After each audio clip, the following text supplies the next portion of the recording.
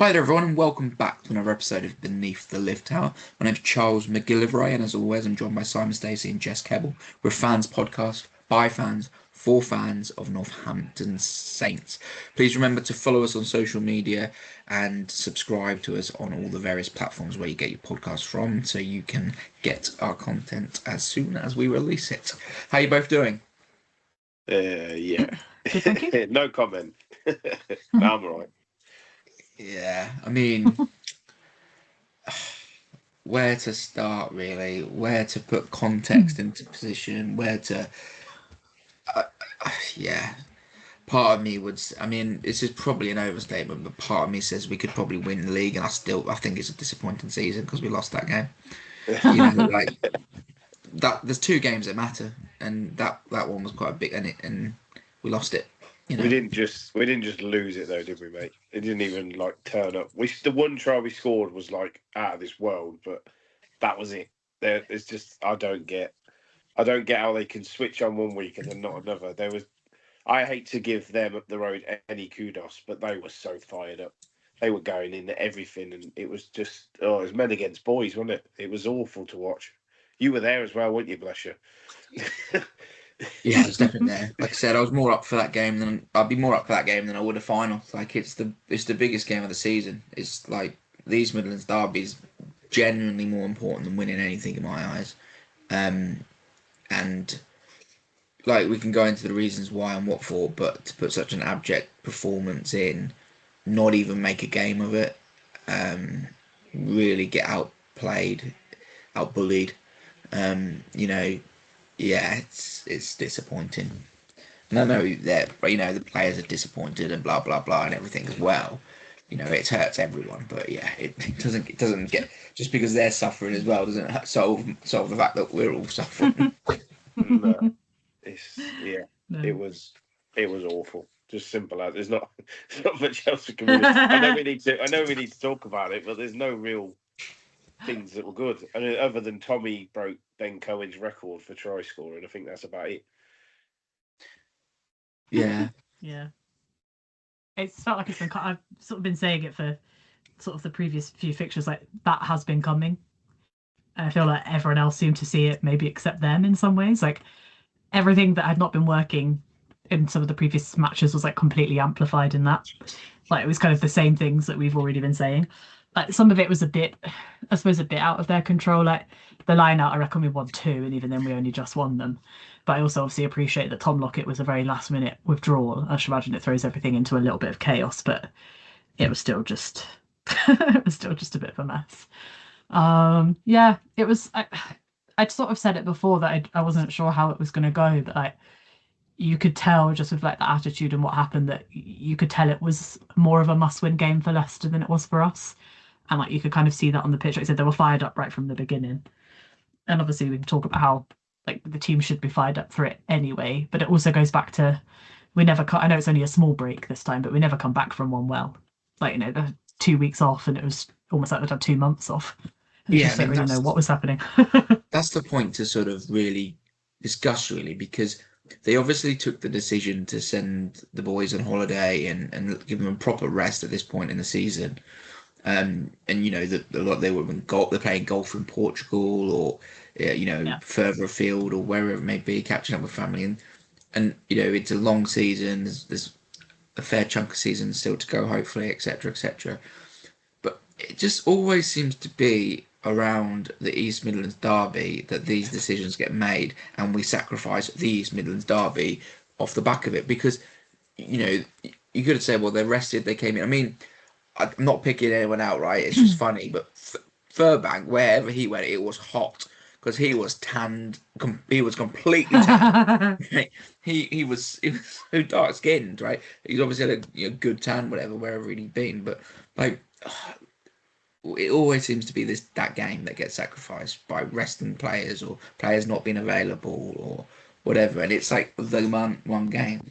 And I guess that's the question: is like it could end. They could justify it if it gives the players the rest now, and then means that they can manage them and get them firing to have a ploy at trying to be champions of England. And I guess from their point of view, that could be, a defendable position. I mean, it's undefendable in my position, but yeah, it could be a defendable position. I guess that's it, isn't it? And we come back Yeah, badly from break. We've done the same thing. yeah, and I suppose what helps them in a way is sort of all the other results went the way we needed them to when I wasn't necessarily expecting them to. So we Yeah, also it's almost like Exeter playing really really well. To be fair to them, over what I've felt for a few weeks, the kind of same as us has been quite a lackluster Bath. I genuinely wasn't expecting that. So yeah, it's one of those where it's like you not necessarily park that game because there were important lessons to take from it. But yeah, I think, it gives you a little bit of breathing room that yes, that performance was terrible, to put it bluntly. But you do still have that, we've worked so hard the rest of the season. Like, I still think back to when we won the Prem in 2024 and we lost at home and away to Bristol in that season in horrific performances, like both times. Like, you know, 50-point drubbings at home and away to Bristol, and we still lifted the trophy. And this year that's our first loss of 2026, and it's only our second of the season. We're still in a really good position. We've still done really well, but you just have to think, and hope at least that it's a blip, and that they've almost like hit figuratively rock bottom, as it were, and it finally gets them to start reevaluating. Because I feel like my issue was that Dallas in interviews had said that we're aware that this is an issue, etc. But it almost felt like their plan was to park those issues until like pre-season, and that's when you kind of start trying to figure them out. But I feel like that performance has probably really woken them up to the fact that these are issues you need to sort out now. It's like you might fancy yourself in a semi-final at home, but you get yourself into a final. If you play like that, 9 times out of 10, you lose, and you probably lose quite bad.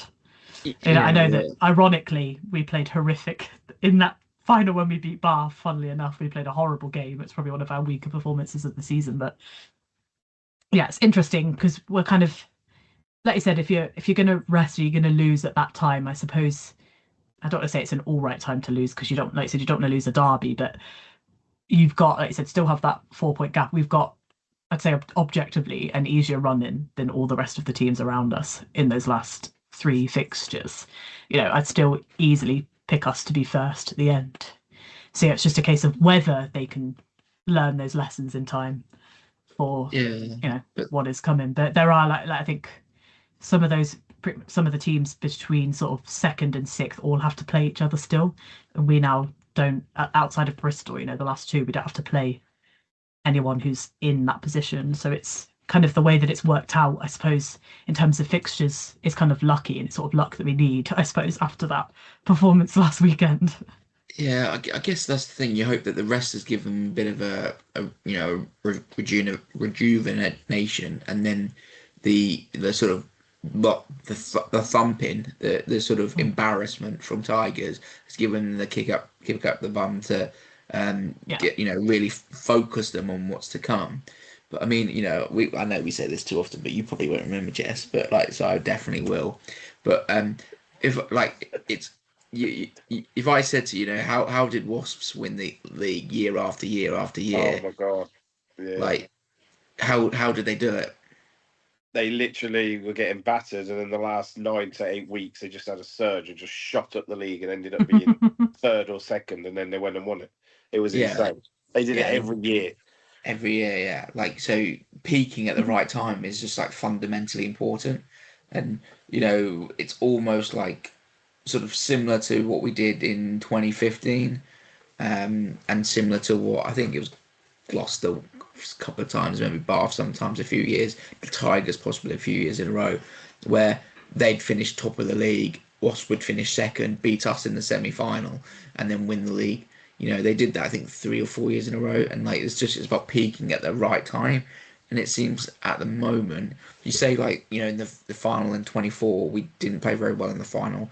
Well, that's because we sort of did this. We sort of limped away to the final, and then won it. Whereas you take the risk that if you're not going into that final peak condition, peak playing, your best rugby, well, you're taking the risk of not delivering on the day and not winning it. And it's like you look at the Tigers game, and I just honestly think there's so many fundamental flaws, some real questions about mentality that you got to question you really worry if that's going to be the case with this team. You know, Yeah. over the course of a season, we can be amazing, but can we deliver on that front? I mean, history would say they do turn up to the big games normally, but then also over the last few weeks, the form has been appalling. There have been consistently similar issues, restarts, line-outs, etc., etc., all of which are set pieces that teams build their games around, and you can't avoid. Um, Scrum time not looking as strong without Big Trev. It's like some of the fundamental pieces, the building blocks of a winning team, are not as confident as we possibly were 6 months No, ago. no, Mm. it's just I don't. I obviously being a diehard fan, and a lot of the lads are Northampton boys. I don't see how they could not get fired up for that game though. They just didn't have. They I can't say their name. I can't. They were just on it. They were at everything. Like some of their players look like they're the best players. They just seem to have like had an extra. I don't know. I don't even know, like 20 Red Bulls or something. They were so fired up. It was Well, insane. Every ruck, every challenge, every tackle. It was just like, and look, no, you know how much I'm not a fan of Freddie Stewart, but he was he was all over the place, and he absolutely put Ferbs. Like if you look at the two on that match, you're going to pick him ahead of Ferbs because I think Ferbs getting hit early on and getting winded knocked literally the wind out of him, didn't it? Because he was literally, yeah. But other than that, but oh man, like you said, they just if they're just gonna just play like that, don't give us much hope because we were awful. We were just awful. It was hard to watch, and I'm glad I didn't go because yeah, they were it just was more just accurate. They yeah, were more accurate. So, like from set piece, for example, they were really accurate in everything they did. So they got front foot ball, and then off front foot ball, everything looks brilliant. Whereas, yeah, our lineout was such a mess that we weren't getting but clean ball there, so therefore you're not getting front foot ball. So then yeah, you're on the back but foot from the get go. And but the like same at scrum time we were struggling. It's like everything. You know, I don't think JJ carried an awful lot. no, He that's what I was wasn't gonna giving us say. a lot of front football. So like, Manny and Chick pretty much carried relentlessly Yeah, into real hard traffic, having not had the best delivery, and so nothing was starting off well, and you're just chasing your tail at that point because you can't. If you're not getting front football, you end up kicking. The only thing I would say, I thought Finn was phenomenal in dealing with all of that. He was our best player by a long way. Yeah. yeah. The you No, I agree. mentioned like Jess mentioned earlier that the late drop of because of Lockett being injured or whatever. That kind of helped because obviously Munga's a great player, but he's a bit similar to JJ. So literally, our only line out option was lift Kemeny. That was it. So we literally had no chance at the line out because they competed most of them, and we had one option. They were like, right, they're going to go to him. Boom, they start. I've never seen our line out that poor, and it didn't matter which hooker because they swapped them at half time or I, just after I, half time, and it's just oh man, it was I just hard don't to watch. I don't think it was options. I think Munger is legitimately good in the line out. Kemany's obviously very good. Chick's good. Graham can go up, etc., etc. I think it was the lack of um, calling. I think the Yeah. organisation wasn't there. I Yeah, mean, JJ, I'm not gonna, you could go through every single player and really criticise them, and that's not what I'm doing. But there were times when they were going through their routines, and JJ was just like running into his teammates, just getting in the way. They just weren't clean, and they weren't on the same page, and therefore it all fell about. And you can't, you always try and defend the hookers. It isn't the hooker's fault, but also there were just a number of wayward throws as well. Like so, it's you can't go. Oh, it was just the calling. Oh, it was just the throwing. Oh, it was just the synchronicity of it all. It was everything with the line out, and it might just be having Lockett there, not there, meant that it put pressure on other people, and they couldn't. And that just mucked everything up. It Yeah. was it was really poor. But you think if you have Coles, Kemeny, Langdon in the picture, it's probably a different story. Like if all three of them are on the Yeah. page, it's and Pearson. Even just Coles at this point. Like I think they said, he was back in training even before that fixture. So I'm assuming it was a little bit too soon. So I'm hoping though that he's back, for Bristol, and we can. They've then got 3 fixtures then before before the semi-finals to see what they can improve upon and how much like we'll be able to see like whether or how much Colsey makes a difference, and not just a difference to um the lineups, but like I said, we were just missing something in terms of like forward momentum and like the forward pack, and he can add a lot just around the park in those aspects as well. But yeah, I do feel like that, not that it was the only thing that was wrong, but the one thing you did note is that all three of our tries, like the second we got the ball and we ran through, we couldn't be stopped. Like I think even the commentators have said that there's nothing Leicester can do essentially once we get the ball and we start running with it. Like all three of those tries were scored pretty easily when you think about it. But the issue is you're losing lineouts in really important places. You're giving territory and possession away, and particularly possession. Like without actually having the ball, there's only so much you can do, and we were losing it in so many different ways. Like not just the line out. Like honestly, I've even said this. I've even said this even I think from the season that we won. Like our just lack of trying anything at the breakdown is to our detriment against certain teams, and Leicester is definitely one of them. So we were just losing the ball left, right, and centre in many different ways. But when we did have it in hand, you could see what we were capable of. We just couldn't do it. And yeah, it's a shame that we weren't able to get a point out of it, but weren't able to get a fourth try. But I also am not fully convinced we would have played well enough to deserve one necessarily. Like I wouldn't have been mad if we got one, don't get me wrong, but yeah, I mean, it was just an off one for sort of everybody really. I was going to say, do you not think, like, we all love the way we play? We play the best rugby in Europe, in my opinion. But do you not think we should have a plan B of, like, dirty, like the old school way of just sticking up the jumper? Because we're trying to play that way when we've got no ball. We scored, like, they keep bringing up the stats. We scored from the only time we were in there 22, and they were like, they scored 3 out of 8 or something. So they were trying to say we were more clinical. But I was like, you need to sort of go, if you can't play that way, you need to sort of change it up a little bit, because I'm gonna be completely disagree with you, right? Because no, I'm just saying, is it an option? Because no. we weren't going to score. The concept of a plan B, right? First of all, that's a thing, right? Saying that there's ways of looking at it. If you've got a plan B, you're automatically accepting your plan A might not work, and therefore you're not fully committed, all that sort of stuff. But the problem I'd say is, the perception of the way in which Saints play is not accurate, because the idea that we fling it around and run it and score tries, right? So the Freeman first try, where Furbank gives it to him on the end of the line, etc., is just a carbon copy of about 1 billion tries we've scored this season. Yeah. It's that single set play off clean ball from a set piece, and you get the overlap. And someone like Hendy breaking the line, we do it, and you see, time and time again, we'll see that, and other teams do exactly the same thing. And like Jess said, it's virtually unstoppable. If we put that on the pitch, you can't be stopped. But Saints actually have the highest stats in relation to post-contact meters than any other team, right? So we are an incredibly direct and physical team. And that's why JJ's in the side. That's why Pollock brings. That's what Graham brings. That's what Chick brings. We're an incredibly physical side.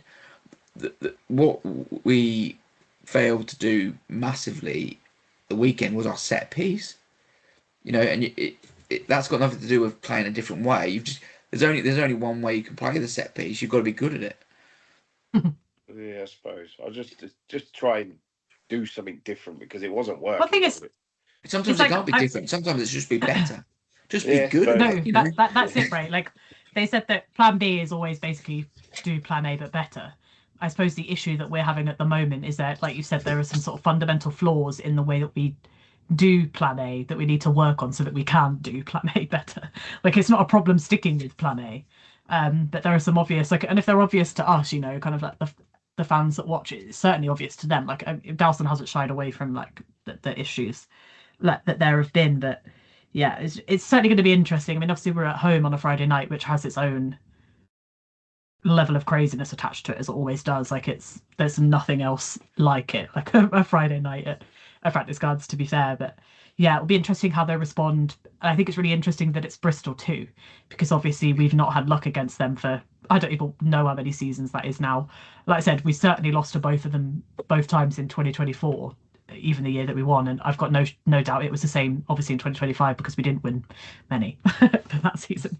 And we've already had like the battering from them at their home ground. So yeah, it's really interesting that it's Bristol because they'll be looking to they can come back not just from that bad performance, but to put that performance in against a team that they haven't beaten for the past few seasons. If they can get a win there, it could genuinely change the whole trajectory of the season and where that performance goes. So yeah, it's going to be a really sort of important one, but yeah, it's difficult that it's also like less than a week turnaround as well. So they've really got to they've got to hit the ground running, I suppose, as soon as they can. But yeah, it's yeah, it like I said, there's not really much that I agree. I think Finn did the absolute best with what he was given, and it wasn't a lot considering what he was able to make out of it. Like, yeah, definitely give him, all the plaudits for that, certainly. And it's always nice to see Tommy get on the score sheet at this point. Like, it seems to be, we said before about like death taxes and the Pollock turnover. Like, we're sort of getting there with Tommy Freeman try at this point. So in, like you said, breaking Ben Cohen's record is a crazy achievement considering how old he is and how long he's probably got left in him and what number that can end up as. But yeah, it just feels like I said, it's one of those where you have to kind of park it at some point and just hope it's a blip. And luckily we still do have 3 rounds before, because we get a win this Friday. I believe that we're mathematically in the top 4. So at this point, even I feel confident enough to say that a semi-final's happening. So you've really got to work hard in those 3 matches to get yourself where you need to be. And yeah, I do think, like I said, like a Coles in particular is probably going to be a really fundamental aspect to that. So hopefully he's able to be there, even if it's just from the bench, potentially against Bristol. I highly doubt he'd just get straight back into a starting lineup maybe, but hopefully we can start getting him involved again.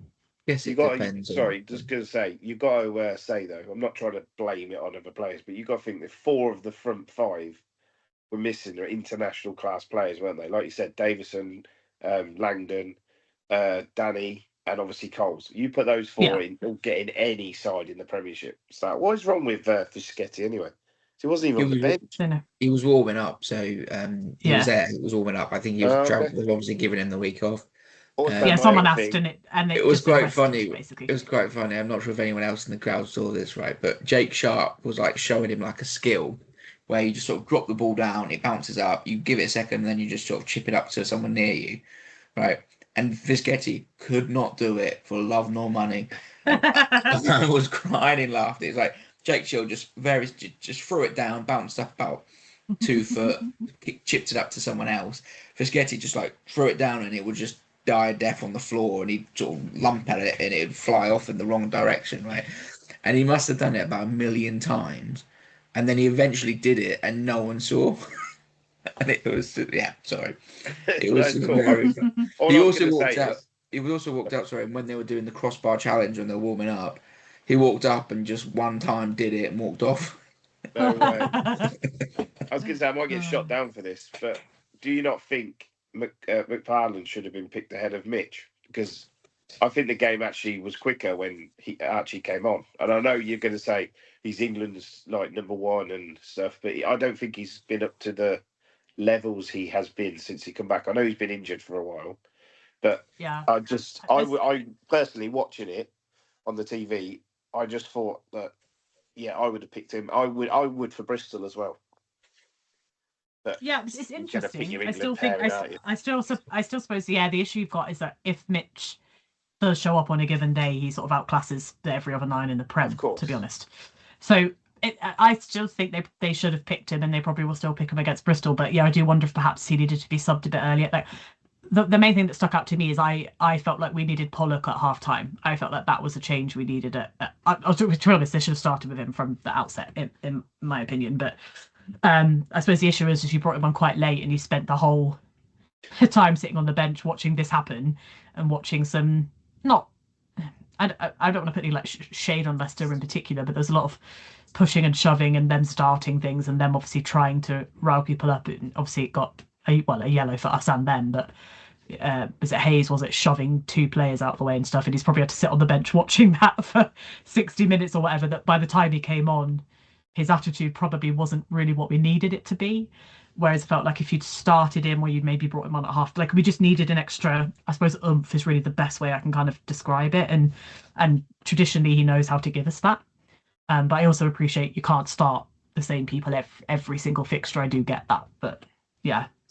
I think with Mitchell, it's like there's two sides to that. One is coming off the bench, you can up the pace because you've got 20 minutes to go.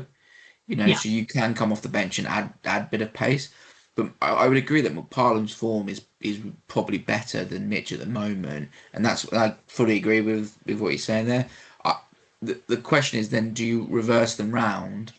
And you're essentially saying McParland's the man, he's the guy, he's the starter, or do you go, right, yeah, we understand the form is what it is, but McParland's actually having a really good impact off the bench anyway, and we want to get Mitchell firing, and the way to do that is play him? Because, I mean, some of his Yeah. box kicking was abysmal. Like, he's world class, one of the best players I've seen, to be honest, with his quality. But he'll be the first to admit, like, one kick, he just kicked off the side of his foot off the pitch. Like, that Yeah. that he needs to be better than that, and he will be better than that. But he's not gonna, you risk having him in a final doing that if you don't give him the games to get back Yeah. into it.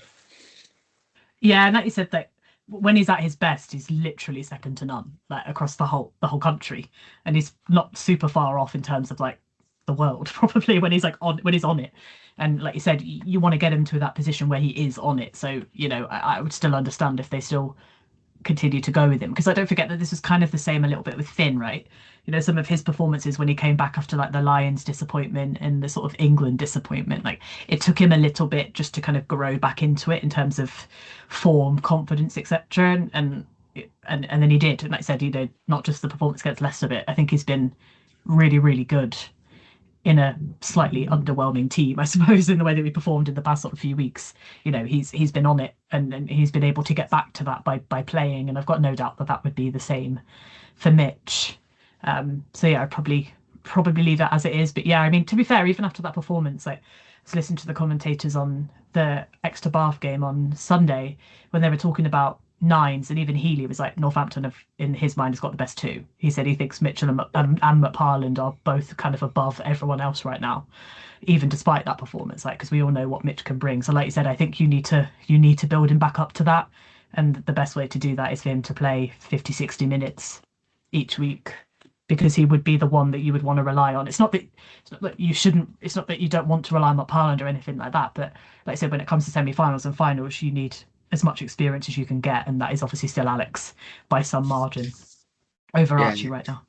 it's interesting, isn't it? Because there's so many ways of playing that, but Yeah, like exactly. Archie's form possibly deserves it, so it's so Yeah, difficult, That's all like I you exactly. meant. say. But yeah, That is well, no, all I I meant. think He's just been so good. I just think I know it's a derby, and Mitch is coming back to full fitness, but I just thought I'd have given him a go. But it's England's number 9, and so you got to play your best on paper. They say, don't they? yeah, I don't deny your point in like he deserves it. It's just Yeah, it's probably a 100%. wider It's management it's decision, isn't tough, it? isn't it? Yeah, it's a tough one. Yeah. Yeah. I think you could always argue that he should play the first 20 minutes and then bring Mitchell on so that you've got him on the pitch Yeah, when the yeah, game gets tight at the end. Yeah. When because the games are won in the last. It's like substitutions in rugby are quite strange. You pick your strongest team and then you bring your subs on for the last 20 minutes. Well, the last 20 minutes are when the game's won, so wouldn't you want your best players on? And like so Yeah. yeah, often, I sort of really think the idea of playing your sort of weaker choice front row in the first half an hour and then bringing them off is actually a far more sensible way of doing it yeah, than what they do. But yeah, I don't know. It's just traditional because going back to picking your first 15, I guess. But yeah, yeah. yeah, interesting. I think the thing with Pollock as well, like we should cover this off, but right, the whole thing. Oh, First of all, I don't begrudge Tigers remotely for the way they acted. I applaud it. I think it should be in rugby. It's brilliant. I just hate the fact that it was them and they did it and they did it to us, right?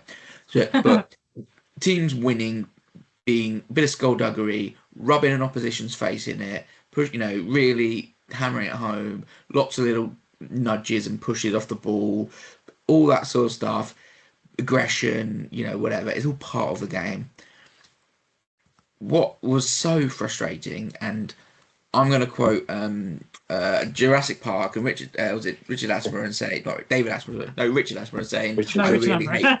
I really hate that man in the sense of I, I don't hate anyone in rugby. Doesn't matter who they play for, whatever. They're just people I don't know them. But Matthew Carley, I have zero time for as a human being, right? And I know that's a big statement. I know it's always supposed to be nice to people, whatever. But his attitude stinks. And the idea that a player can push a player, and another player, in his eyes, has to just accept that and not doing anything is ridiculous. Joe Hayes pushes Craig White. Craig White was reacting exactly the way you expect it to be, right? It's either a yellow card to Joe Hayes for instigating it, or I think it should be nothing. Sending both players off for that is a joke. Like, what does he expect Craig Wright to do? Yeah, I suppose the issue is he had said, to be fair to him, and I suppose he had to live up to it, was he'd said to both teams, the next people from any team to do anything, like, they're going off. And I suppose once you've made that threat, you have to kind of follow it through. So I suppose you could say, like, is the issue that he said that in the first place? Because I felt like, and to be fair, it was, he pushed Craig Wright second. He pushed someone else out of the way first. I was about to say, So he did it twice, he'd done it twice, which I felt like, and I suppose but yeah, no, it was just a bit. To be fair, that my issue with Carly wasn't that, and I've said this before, like, my issue is that he just flat out refuses to talk to captains, to the extent that I wonder why we even bother putting someone as one in a fixture at this point. Like, Ferbs, like, he went up to him, and I think Ferbs he'd given Ferbs I think he was giving Pollock a warning, and so he told Ferbs, like, blah blah blah, and Ferbs went, oh, can I just talk to you about something else a second? So he went, no, you need to walk away. I was like, that's not the point of a ref, at least not in my mind. I thought the whole point of, yes, the captain's also there to kind of spur on the team, but I thought the whole point is you have a spokesperson so that there can be dialogue between a referee and it. Like, is that not important? He doesn't want it. He wants to be a teacher telling little kids what they can and can't do, Yeah. right? And the whole Pollock thing, utter joke from Carly, like, complete joke from Carly. And this isn't because of we lost or whatever, right? Pollock actually didn't react. Lindenberg pushes him and causes a ruckus, and all all Pollux is going, right, if you want to do something, let's go. Like, Yeah.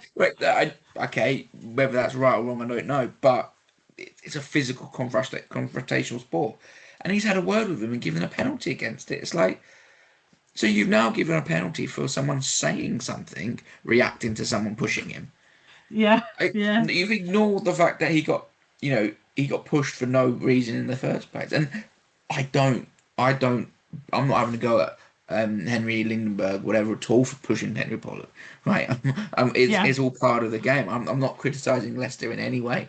The niggle, the bite, the pushing, all the stuff off the ball.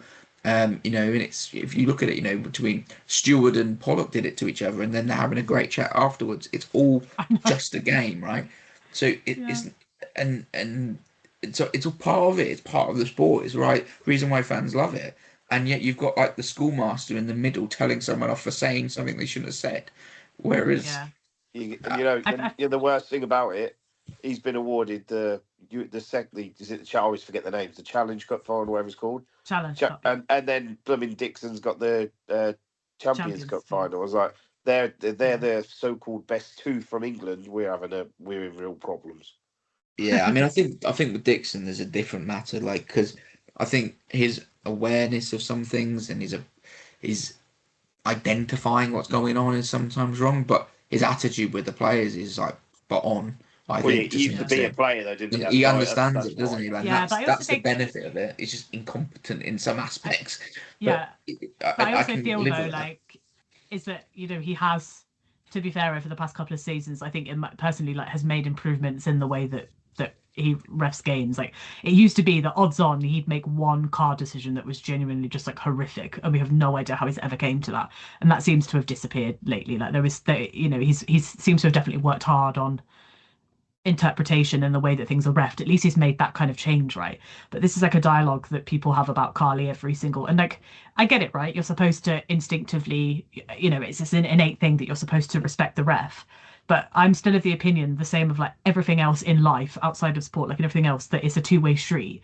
And if you're going to expect respect from players, but then tell them to essentially go away when they want to talk to you about something, there's a fundamental sort of thing that's wrong with that. Like, and it's not that he just does it against us. He does it in any fixture I've ever Yeah, seen. yeah. At least once he will tell a captain from either side to walk away and that he doesn't want to speak to them and he's not interested. Yeah, And that yeah, just to me is not what a fixture is meant to be about. Like, there's such a fundamental aspect of, like, think about it in like the scrums, right? Like maybe that a scrum is kind of not going anywhere and no team is getting any kind of significant reward out of it, and captains or front rows will talk to refs and say, well, I feel like this is happening, and they pay attention to it and it has a direct impact on. And so there's supposed to be dialogue between people, but his sort of thing of just essentially straight up telling them to go away, I was like, it does not make sense to me. It's like he's so convinced that he's right, and like I said, he's the top dog. And like, I'm not saying that refs aren't the top dog. Like you said, what they say goes. But yeah, it feels like there's no two-way street there, and it can be uncomfortable to watch sometimes. Like the way that he speaks to players, I'm like, actually just comes across as just not being very nice to them as individuals. yeah. No, I that's feel what I like mean. that's my I have no issue. time for him. Yeah, like Yeah, I yeah, think, like, and there's ways of doing it because and I think every ref has their merits and their failings and all that sort of stuff, and most of them you just accept.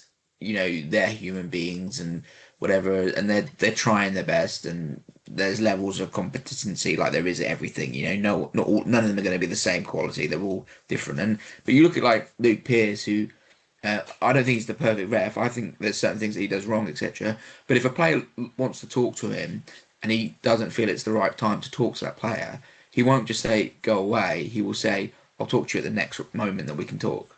yeah, He will exactly. Yeah, deal with it properly.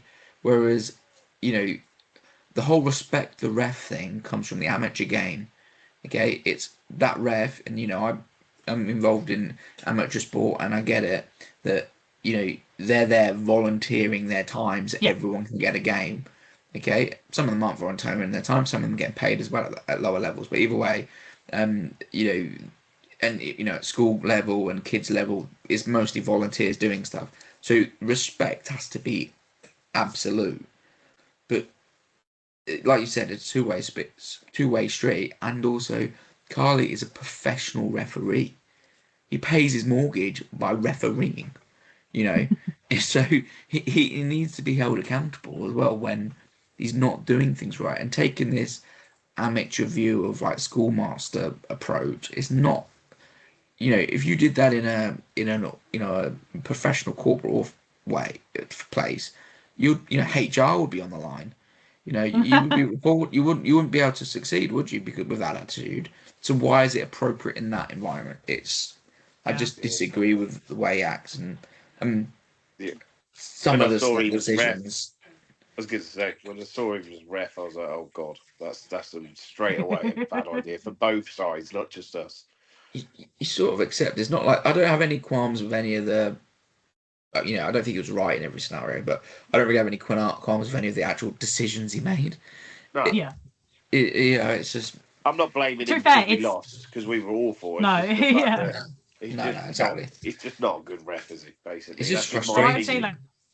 like I think that, to be honest, most of the time I don't think I ever really do have qualms with like decisions that he makes too, because he does, he does speak to his ARs and the TMO and puts, and I'm always of the opinion that unless they've gotten a law wrong, I'm sure that does happen sometimes. Like as long as they're explaining their interpretation, you don't have to agree with the interpretation, but as long as the interpretation makes some kind of logical sense, then that decision is that decision. And yeah, I wouldn't say that often actually. I think that his decisions scream out to me as being fundamentally wrong. For me, like it has always been the way he talks to people and communicates with people. I said it's the communication style that then I suppose makes the decisions harder to take sometimes, just because of the way he's communicating them. But it's interesting in a derby, because in a derby, like he even said it, I think, when he first warned both teams, like, I know how big this fixture is to both of your teams.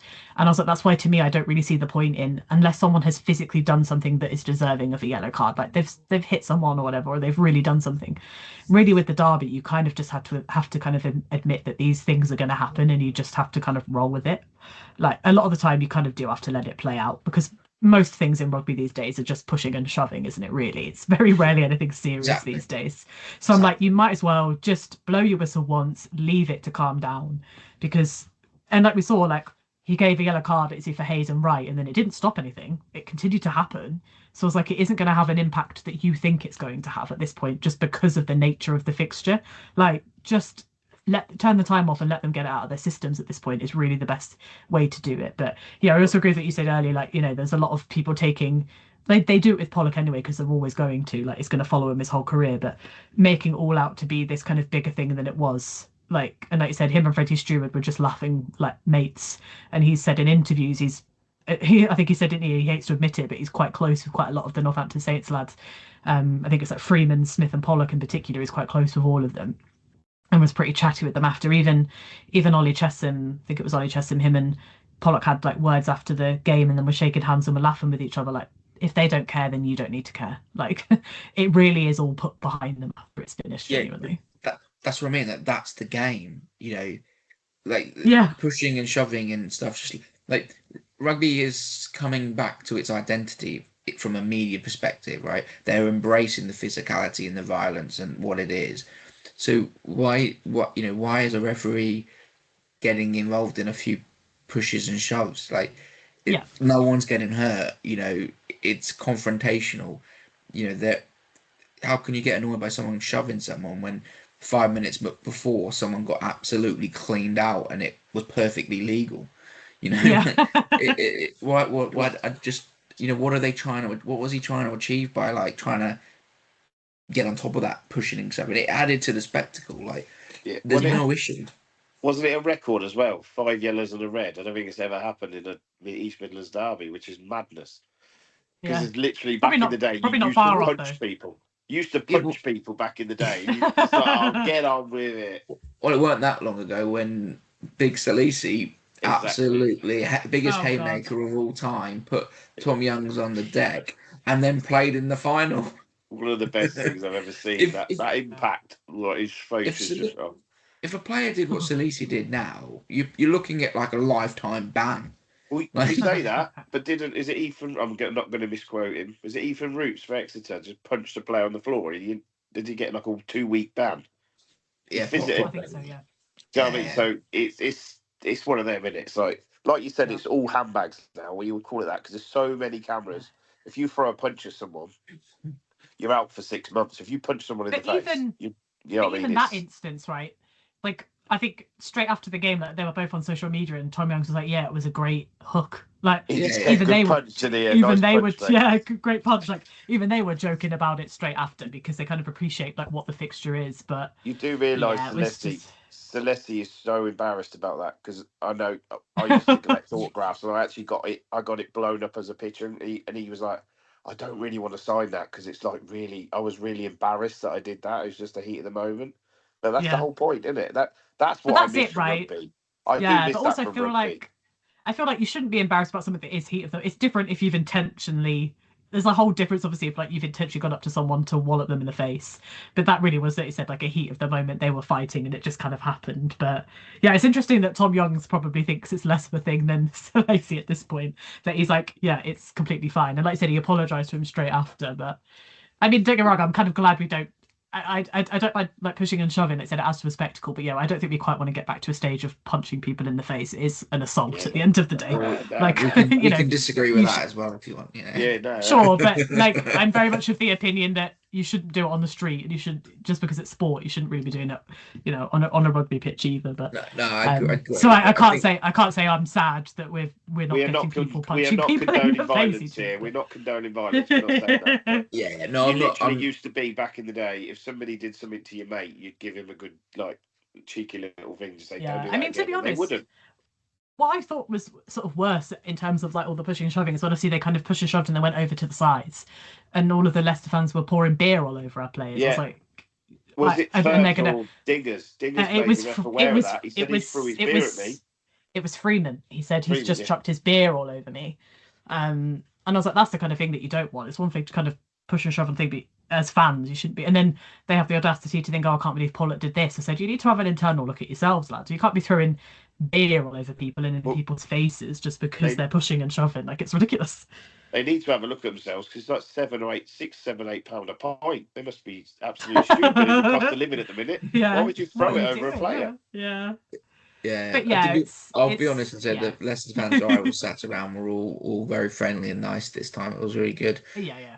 You either it's like flip of a coin with Leicester. It's either like, oh God, amongst a bunch of idiots who will want to have an argument when I'm just trying to watch a game of rugby, or you get the complete opposite. They're trying to like give you sweets or pork pies or something. Yeah. They're trying to, they're just you get real mixture. But like The latter like is rare though, mate. There's normally the more the ones that just want to cause arguments. The ones giving you something is very rare. That ground. yeah, like I said, it was nice, very nice this time, very pleasant, other than the result. But like I said, like I said, they're all good. Like the Tom Young's, he's a good bloke. I'm sure. Yeah. Chesham and Stewart, they always come across as nice people. It's the game. Let the game be the game, and don't over ref it, because I know you said it's a derby and that it means a lot, and you get all this, but rugby in itself is aggressive and bitty, and a bit of pushing and shoving is part and parcel of it.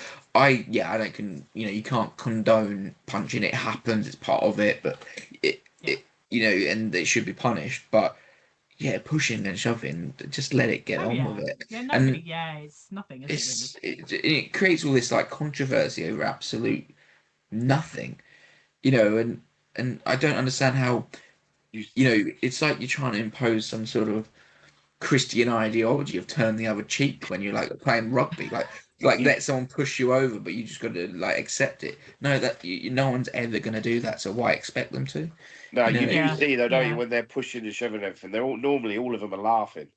They're just doing it just for a joke, because they know they can't punch each other. So like, come on then, and they just sort of like, you see them smiling, you think, what? I don't know if you saw it on the TV or not, but that first big scuffle when everyone was in, Hutchinson and James O'Connor were just like hugging and like laughing at each other completely away from it. They were just like, should we make a show of this or something? That's what I mean. It's just a joke, though, isn't it? So, it's all. I mean, I just thought that the way it was handled was so made stuff out of nothing. It was strange. Pollock came on and had a real impact, and like I know, 100%. I imagine he's probably got criticised somewhere, but I couldn't care less. But he, the carrying was probably good. He should have got a couple of penalties for getting on the ball. He just wasn't rewarded. And the sort of actual getting over the game line made a big difference when he came on. You look at the Hendy try, all came from his phenomenal carry off the base of the scrum. He just does it. He's so athletic. It's his pace, but his athleticism is just And to turn around to Henry Lingberg and go on then, do you want to go? I mean, fair play let's do it.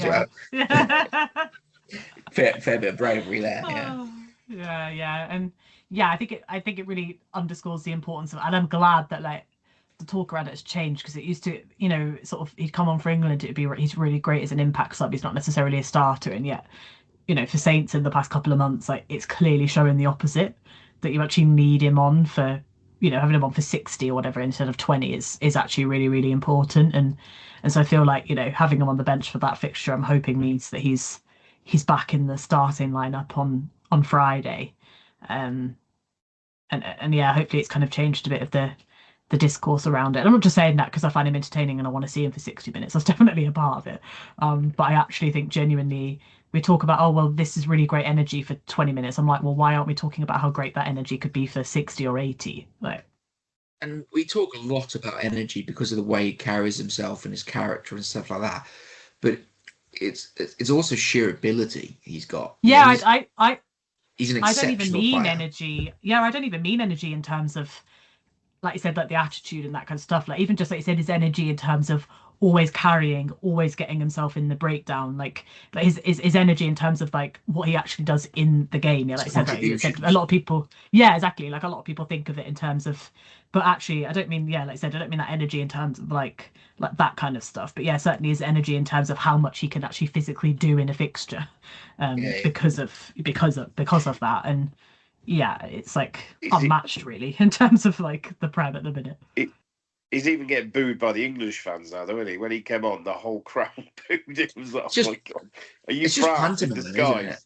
It's just pure pantomime. But the thing is, there are a whole bunch of Leicester Tiger kids, like a load of kids, at the bottom of one of the stairwells, all with tigers, and before the game, going Henry, Henry. Like Yeah, the kids, I even think, tigers. like you I was said, like, "That's something wrong with that." I don't Yeah. think that's I don't think that's England fans booing him though. I think it's Leicester fans booing him, isn't it? Like I I've got meant no English doubt. people. I just meant English Yeah, yeah, people yeah. booing But him, I've not got no French. doubt that those exactly the same people, if he was playing for England, would be cheering him really loudly when he comes Yeah, on. but Do you that's know what I where they're mean? Like fickle. they would put that. I don't think it's fickleness. I think he lives into the pantomime thing.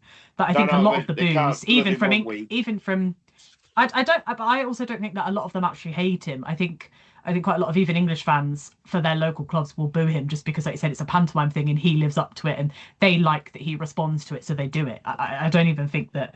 I actually don't think there's that. There's obviously the loud people on like social media, but there are lots of fans that say that they really like him and enjoy watching him play for England. But naturally, when he plays against your local team, even if it's in a jokey way, you're just going to boo him as part because Henry kind of wants that, and they seem to be happy to give it to him. To be fair, He thrives. He thrives on it, though, doesn't he? He absolutely loves it. He ups his game. yeah, He ups his game even more. It's like his little, the opposite to kryptonite.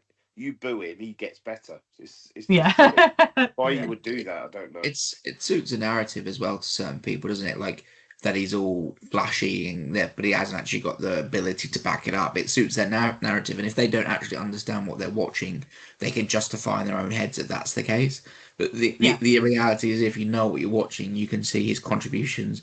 Yeah. The game line he makes, the meters post carry he makes, the tackles he makes, the turnovers he makes, the breaks he makes. Like he's just purely both sides of the ball, absolutely quality. And so he needs to be careful in his own head of not falling into a parody, and just being himself. Don't try and become something. Just be who you are. But I'm sure I'm sure they'll play that right, and even Yeah. Eddie Hearn will give him the right guidance on that one. I was going to say, Yeah. now he's Eddie Hearn's his manager. He'll probably, when he comes on as a sub, have a walk-on music like they do in the boxing. Yeah. So this weekend, I mean, before the game at the weekend, I sort of thought it would be poetic if Bristol got their act together and got into fourth, and then but beat us next week. So we ended up with playing Yeah. the semi-final against the only team we've not beaten in all year. But obviously that's not likely to happen now because of Exeter's form, and we've got to be really careful of Exeter, like we said, Exeter doing a wasp and building a load of form at the end of the year and Yeah. turn this over. But yeah, I mean, it's a difficult one because they're such a tricky side, Bears, in terms of what they've got a real identity, what they're going to deliver, and they've got some immense ability. But as a whole overall package, you'd think we should be beating Bears at home. In terms of Yeah. like I said, the physicality stuff that we don't get credit for, but we're actually the best in the league at. That should be too much for Bears. Yeah. Yeah. We were all confident we'd beat them up the road last weekend, and we got absolutely battered. So I'm going to point out that Well, I'm going to point out that I said at the beginning last week that I felt like out of all the 4 fixtures left, Tigers was the one I felt like we'd lose. God, yeah. But Like, you can't yeah. pick that as you just can't. No, do God, that, no, can you? no. I'd never pick it as a thing, but no. Bears be interesting because they said they lost and they lost quite comfortably. To Sarries, and Sarries are doing a bit like what you just said about Wasps, playing really bad for a chunk of the season and then the comeback at the end. Like I actually would not put it past them to end up in that 4th spot somehow. The way they're playing at the moment is they're playing. I think the thing is that I think it's because the other teams around them are having, like you said, like Bristol are having a little bit of a dip. I mean, Exeter have kind of come through the dip a little bit and are back through, but yeah, it's interesting. I mean, like I said, I think that if we're going to beat them, this needs to be the time, just because it kind of sets a marker, not like a marker for like other teams in the Premier League, a marker for this team themselves that if they can finally beat Bristol after a few seasons of not being able to, it should hopefully be like a massive boost in confidence, and therefore naturally form comes along with confidence as well. So I think it is, it's actually, and I kind of felt like this before. I actually felt like this is. I know that the derby is a derby, but I always felt like this fixture was more important for the team in terms of how the season ends than the Leicester one, just because we haven't been able to beat them for such a long time. It would be Yeah, I really, really think good to do it. And this feels like, I know both teams lost, but neither team played very well. But maybe that's kind of the best time for it, because I feel like us at our best definitely outplays Bristol. There are some genuine big parts of their game in terms of like defensively structure and otherwise that are just completely missing and have been missing for quite a while. It's what seems to stop them from just making it to the top four at the end, because there are big bits of their game that they just don't seem to put any focus on. Like our defense is going bad, don't get me wrong, but we know what it's capable of when it is performing, and it's certainly much better than theirs. So yeah, I feel like if we can pull it all together, then perhaps it gives us the impetus to finally get victory over them. I think it's fundamentally important because of the home aspect of it as well. Like, Yeah, we have to, if we lose to them, because we beat them, we beat Gloucester, and we've had an undefeated home season in the Prem. And then you go into a home semi-final knowing that you've not been beat there, right? yeah, this is If yeah, if a couple of weeks prior to the semi-final you actually lose yeah, that, then that's two losses back to back, puts a lot of pressure. You probably Bath are probably above you or whatever, and then you go into Gloucester at home, who've had a bit of a resurgence under a certain Christopher Boyd. Suddenly we're not looking likely. So it does put a lot of pressure on this game, but yeah. home on a Friday night, surely that's Yeah, Well, that's yeah, enough. you say that, and they've got a lot to make up for last weekend, don't they? So they'll, if they don't get fired up for this one now, but like you say, Friday night under the lights, they're always epic games, and like yeah, they're all going to be hurting. We're like we are, so they're all going to have to. And the problem is Bristol play a fast-paced rugby like we do, so I think this one's going to be a big and big score, big yeah. score. I think it's more a case of, but Bears don't have the cattle to hurt us in the sense of, our type five just did not perform Right. against Leicester, and on a few occasions this year, that's been where we've been lacking. And a lot of it is just injuries as well as stuff like that. Yeah, But he's going to Yeah. say it wasn't first choice, was it? Not yeah, dissing the lads that played, but it whereas wasn't full first choice.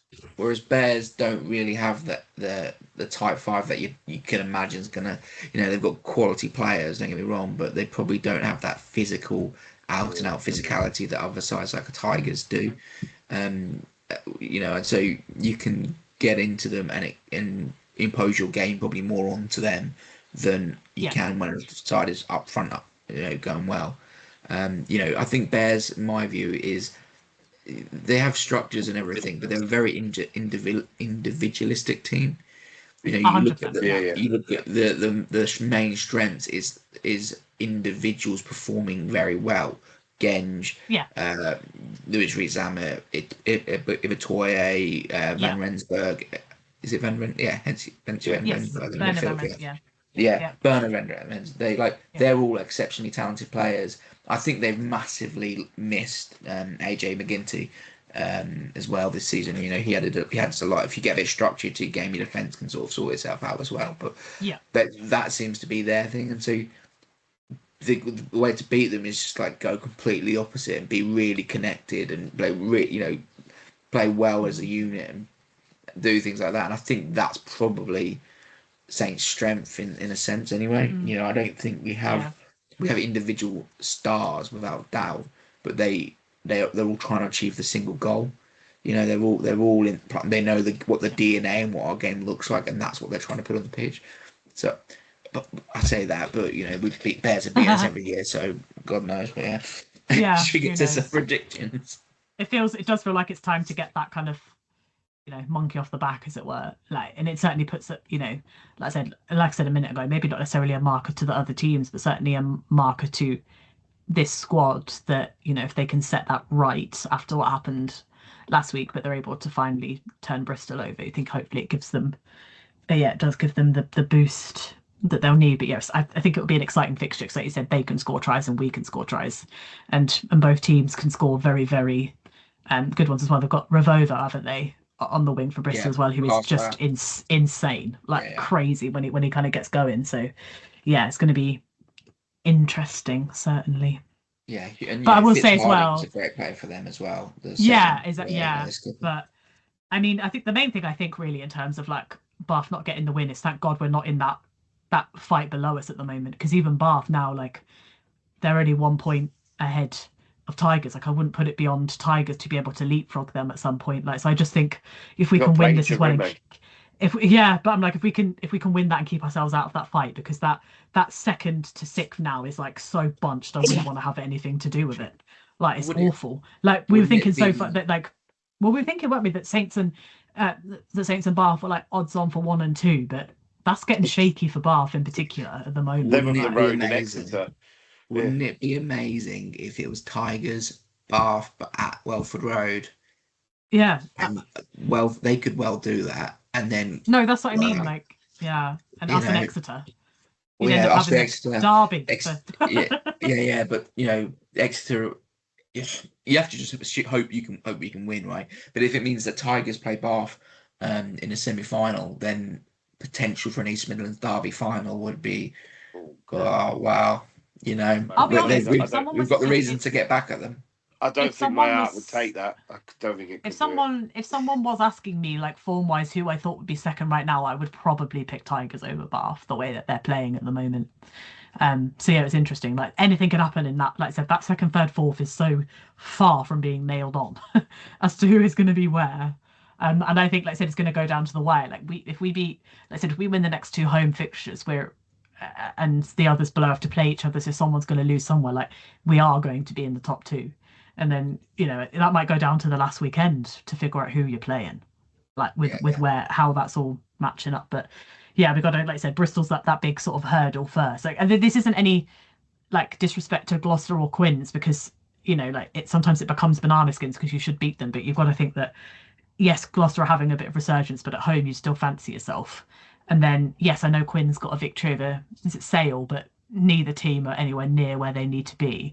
You'd fancy that if you can get over the Bristol hurdle, there's every chance you get 15 points, in your last 3 rounds, and that would be certainly great heading into the semi. yeah. It depends on what they do the last week, because it could Yeah, be exactly. Yeah, top two could be sewed up. So send yeah, a yeah, rotated side down to the Quins and Yeah, yeah, rest prepare for exactly. players. home. Yeah, Yeah, that works, yeah. doesn't it? Resting the give them a week off. That really helps.